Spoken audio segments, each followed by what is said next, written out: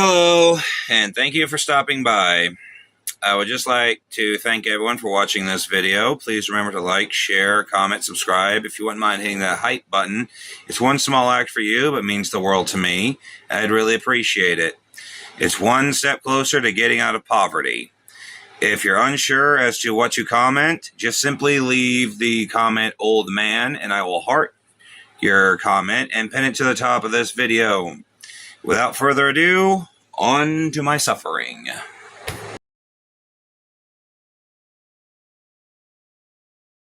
Alright, so I've got to fix up this yellow shirt, and I don't really have any ones like this I can salvage, and I don't really have anything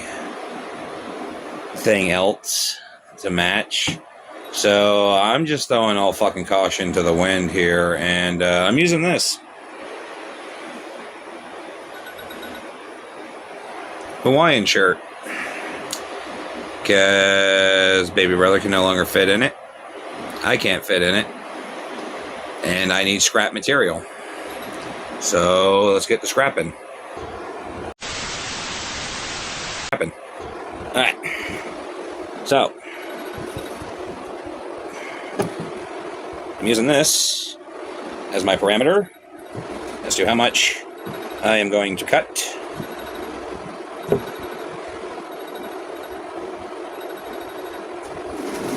Hang on a second. I might have a better angle. 1 second. Okay, I say better angle, but this is kind of the best I got. Make sure I got this nice and tight.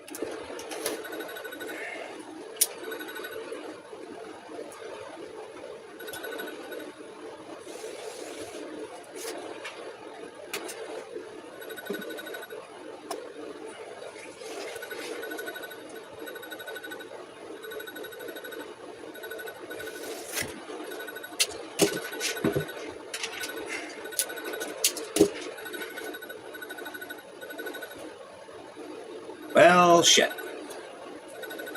Oh, well, screw it. It's all getting recycled anyway.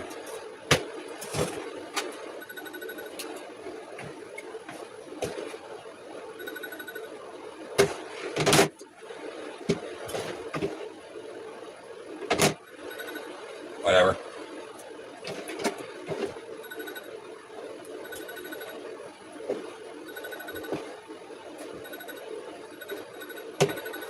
Good enough.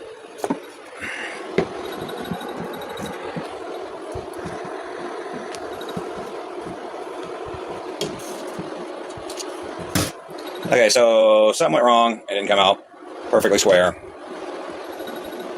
Whatever. All right. Screw. Pop that out.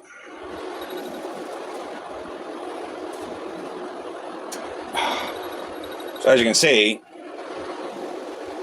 I got a lot of holes here. Now, I'm going to take this, let this down, pull that as tight as it can get without ripping this even further.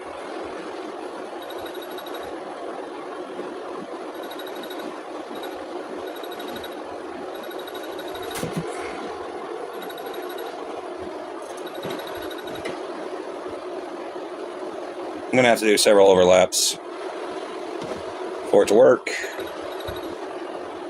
but whatever. 1 second.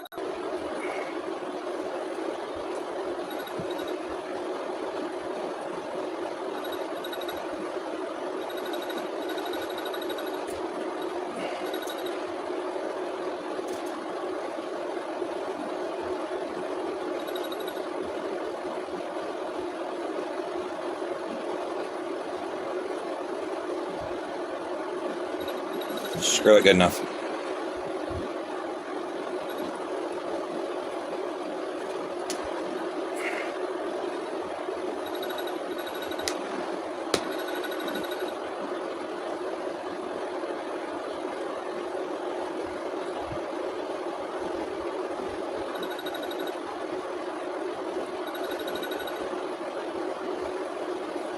That's going to have to be good enough. I just got to be careful when I'm stitching this in.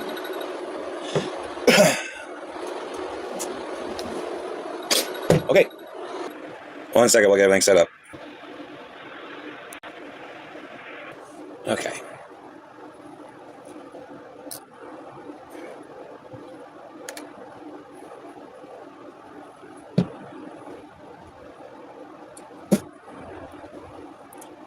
Does not, in fact, taste like chicken.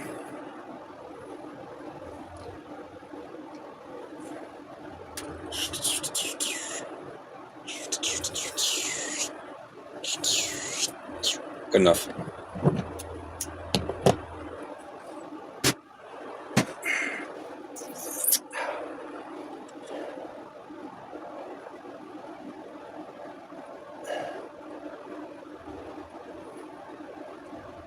I'll behave.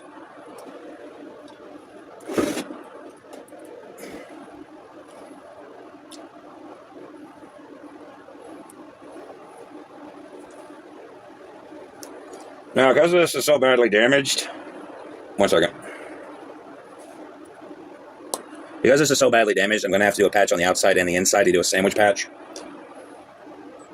Hopefully get to hold longer.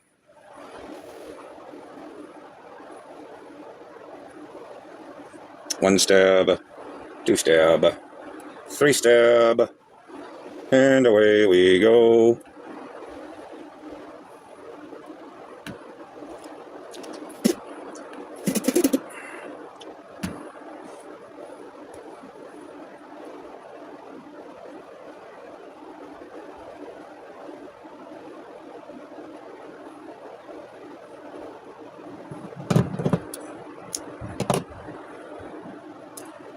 You hear the washing machine going in the background?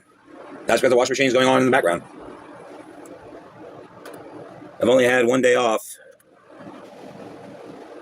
a week this entire month. I know it's going to be sometime in the afternoon when I air this, but it is currently 5/14/2026 at 3:08 a.m. on my end as of recording.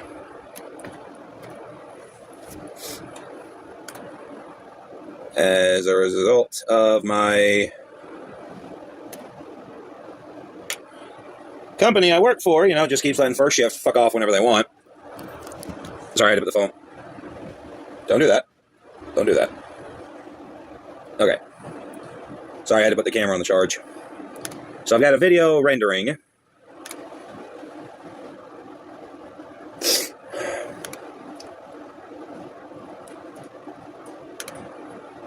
of some Monster Hunter footage that'll come out before this airs.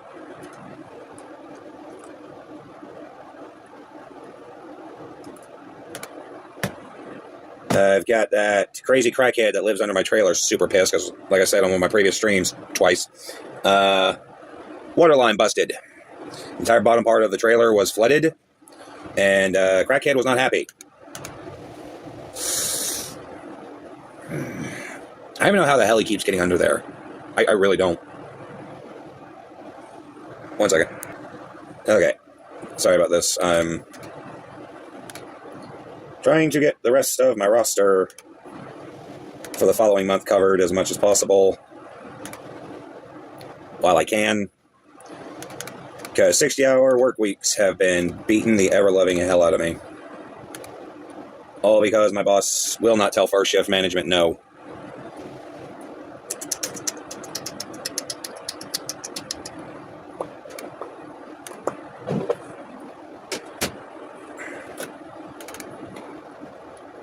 Don't be a dick. Come on. 1 second. Don't you just love being a one-man band? Being the director / editor / star of your own content. Especially when you cannot afford an editor, cannot afford help. Always a day late. And $100 short.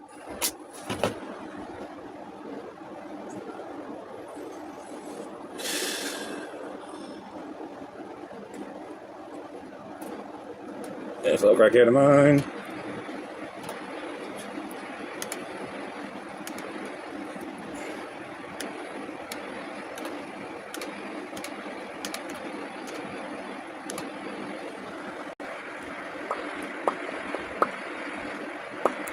Whatever.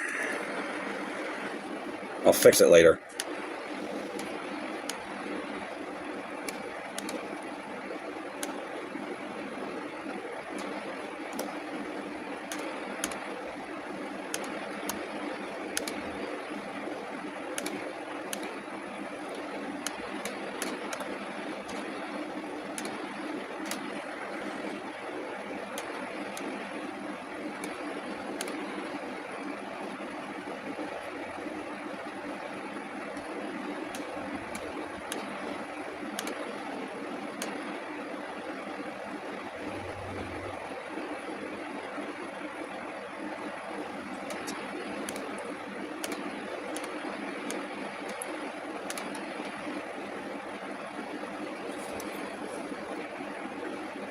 Come on, damn it. Alright. Getting close.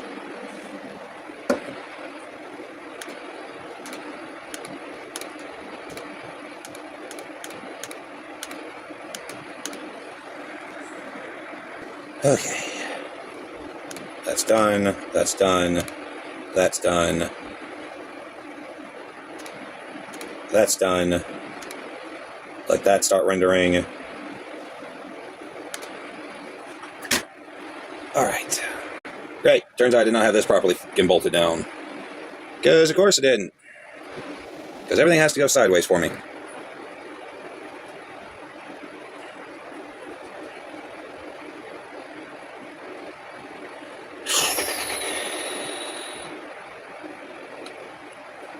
Screw it. Like, seriously, just screw it.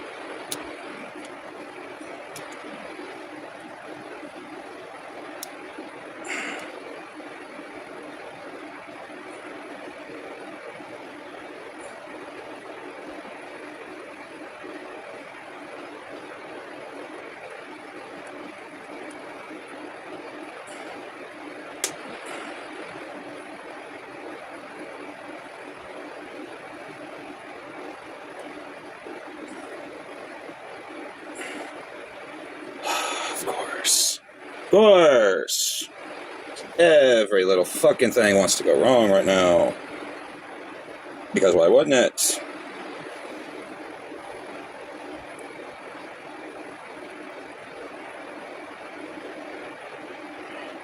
Because I cannot have nice things.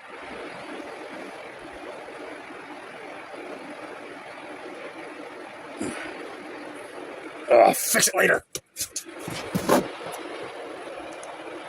Jesus fucking Christ. What a day, what a week, what a week, what a day.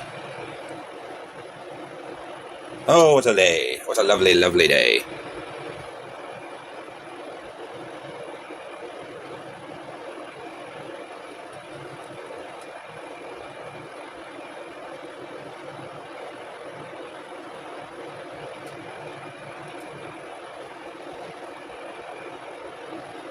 Trying to keep the pinpricks as close as possible. Every time I get to the clock, I will see her. I died. 2 last for 500 shot cleanse.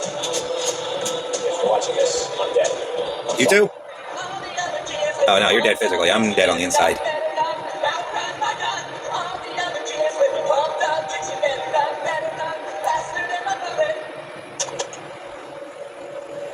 Very little is known about Randy's personal life, other than what he said about it himself. In a way, this is revealing. Until the very last moments of his life, no one cared about his story enough to document it, and even then, people were only sharing what he chose to publish online. Not that he's deserving of attention given his heinous crime, but it's worth noting that negligence is a motif that punctuates his entire life. One of the documents he eventually posted online focused on providing information on his early years. In his own words, born in 1992, Randy was his parents' first child, and 2 years later, they had his brother. He decidedly doesn't go into detail about his parents, neglecting to even name them, which, as we'll glean later, is a... Yeah, the reason why you keep seeing me always wearing the yellow shirts is because I bought them in bulk. I only have the 4, so I have to save this one. By the time Randy was born. In a very strange strange coincidence, her name is the exact same name as the mother of Joe Stair, who was not only a student at Columbine, but the founder of the Trenchcoat Mafia, a group which the perpetrators of that particular crime are frequently and wrongly thought to be members of. His father, on the other hand, was a store manager for the Wise chain of supermarkets, a fact we'll come back to later due to its relation to the crime Randy eventually committed. Randy recalls that for as long as he can remember, he's always been very shy, crying profusely due to feeling lost and helpless when his parents left him in school, and either looking down or straight up at the ceiling whilst walking into classrooms to avoid making eye contact with anybody. He specifies that this wasn't because he hated people, but because he disliked being noticed. He conjures a memory of a play his class put on in preschool, and during it, he stood in the back of the stage with his back facing the audience, stoning out whilst trying to take his mind off the situation he was in. As time progressed, he discovered himself completely unable to relate to any of his classmates, confused about how they could interact so easily, as if they already knew each other for years. Meanwhile, he sat by himself near the teacher, crying whenever he had a group project. Eventually, he did make some friends, but never got to hang out with them outside of school, being too scared to call them. As a matter of fact, he was hesitant to even call his grandmother, fearing his grandfather would pick up instead. The first sad memory he can remember. Ah, shit, I gotta call my dad at one point. Time, Michael had to move away in first grade. He explains that he didn't even know him very well, but it's as if the feelings of being lost and abandoned he experienced when his parents first put him in school resurfaced. Soon he met another friend, one he credits with making him the person he eventually became. His name was Matthew, and for the first time, Randy felt he shared interest with someone else. Matthew was into football and recording with video cameras, both of which were hobbies of Randy's during elementary school. The two began recording homemade movies and parodies of films they watched. Footage from this period, when Randy and Matt were 10 to 12 years old, has been archived and published by Randy. It is a blizzard out here. It is so cold.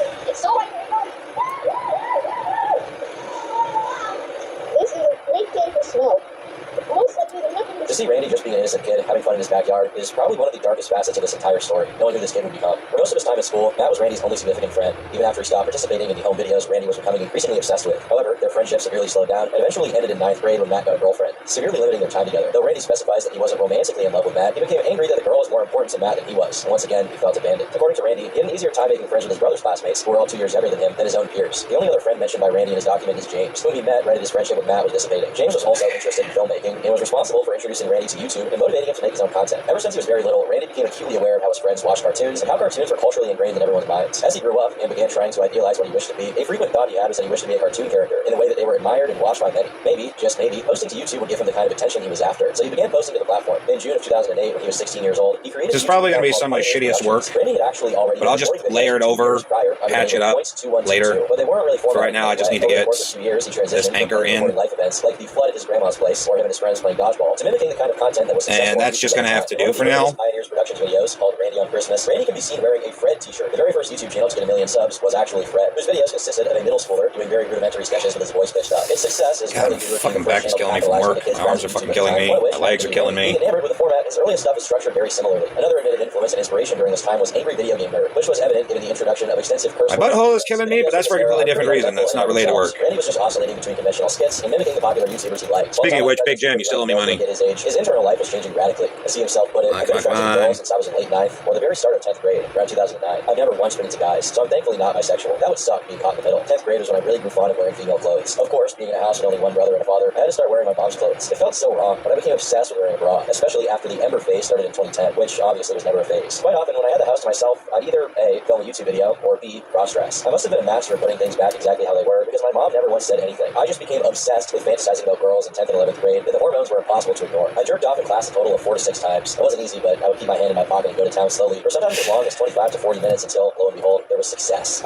Okay, I don't have anything like that in my life. I do remember my time in high school. Magical fucking time, I know. I had hair back then, believe it or not. And my life wasn't as shitty as it is now. If you gotta believe that. But, I went to the bathroom. I think it was during Algebra 1 or Algebra 2. Could have been Science 2. Don't remember off the top of my head. But I got into the stall, trying to take a shit. And some people walk in. I'm sitting in the last stall next to the handicap stall. And as, you know, I'm trying to take a shit, I see 2 pairs of shoes facing towards me. Next thing I know, I see their pants drop down. And that fucking wall starts rocking in, hitting my fucking leg with the toilet paper dispenser. I didn't know what to do, so I just screamed, "Hey, I'm trying to take a shit over here." And one of them just yelled back, "Shut the fuck up." I don't know if that was a guy and a girl or 2 guys or what the fuck was happening, but goddamn. I did not sign up for this shit that day. Oh my fucking god. You ever try to take a dump while 2 people are pounding it right next to you? Because I have, and it's awkward as fuck.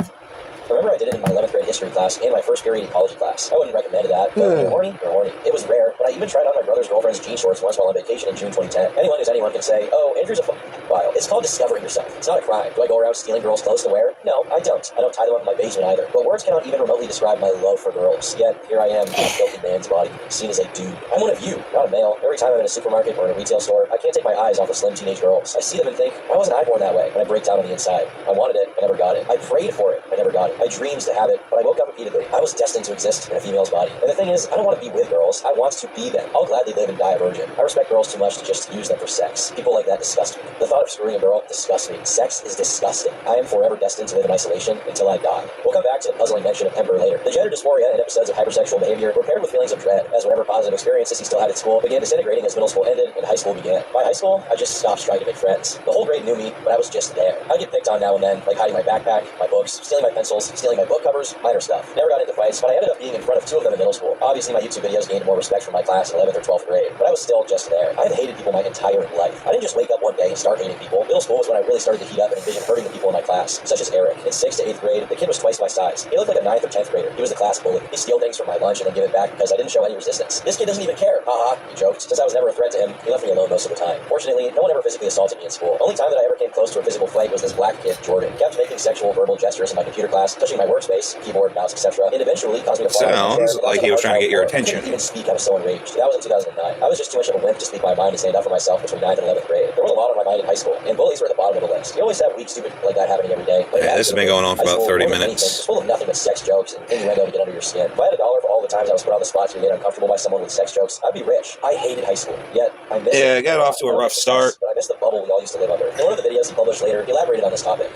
Hopefully, once I layer everything over, it'll be fine, because I kind of cannot afford to buy new shirts right now. I got work to do. Thank you.